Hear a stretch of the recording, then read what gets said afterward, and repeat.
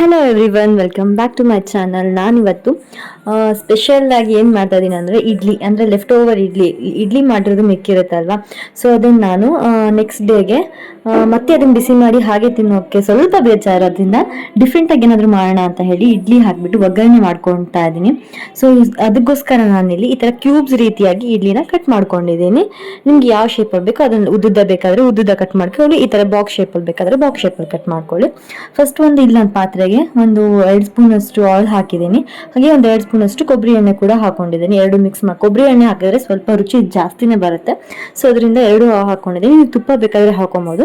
ಅದಕ್ಕೆ 1 ಸ್ಪೂನ್ ಅಷ್ಟು ಜೀರಿಗೆ, ಹಾಗೆ 1 ಸ್ಪೂನ್ ಅಷ್ಟು ಸಾಸಿವೆ, ಹಾಗೆ ಒಂದು ಕಡ್ಡಿ ಕರಿಬೇವು, ಇದಿಷ್ಟು ಹಾಕಿ ಒಗ್ಗರಣೆ ಮಾಡ್ಕೊಬೇಕು.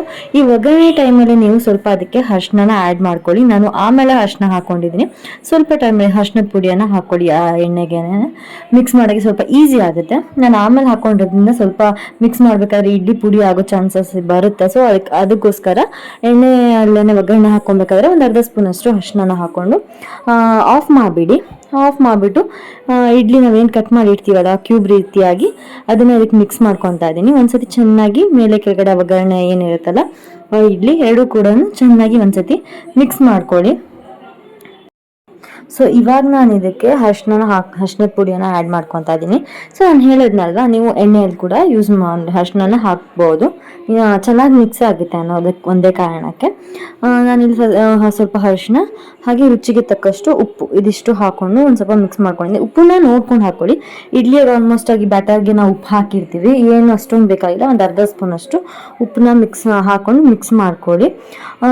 ಇದಕ್ಕೆ ಮೇಯ್ನಾಗಿ ಒಂದು ಇಂಗ್ರೀಡಿಯೆಂಟ್ಸ್ ಬೇಕೇ ಬೇಕು, ಆವಾಗಲೇ ಈ ರೆಸಿಪಿ ತುಂಬಾ ಟೇಸ್ಟಿಯಾಗಿ ಬರೋಕ್ಕೆ ಸಾಧ್ಯ. ಅದೇನು ಅಂತ ಹೇಳಿದ್ರೆ, ನೀವು ಇದನ್ನು ಮನೇಲಿ ಮಾಡಿ ಇಟ್ಟಿರ್ಬೋದು, ಅಂದರೆ ಆವಾಗಲೇ ಕೂಡ ತಕ್ಷಣ ಕೂಡ ಮಾಡ್ಕೊಬೋದು. ಸೊ ಅದೇನಪ್ಪ ಅಂತ ಅಂದರೆ ಚಟ್ನಿ ಪುಡಿ, ಶೇಂಗಾ ಬೀಜದ ಚಟ್ನಿ ಪುಡಿ. ಬೇರೆ ಚಟ್ನಿ ಪುಡಿ ಕೂಡ ಯೂಸ್ ಮಾಡ್ಕೊಬೋದು. ಇವಾಗ ಏನಂತಾರೆ, ಕೊಬ್ಬರಿ ಚಟ್ನಿ ಪುಡಿ ಅಥವಾ ಹುಚ್ಚೆಳ್ಳು ಚಟ್ನಿ ಪುಡಿ, ಅದಕ್ಕಿಂತ ಬೆಸ್ಟ್ ಟೇಸ್ಟ್ ಅಂದರೆ ಶೇಂಗಾ ಚಟ್ನಿ ಪುಡಿ.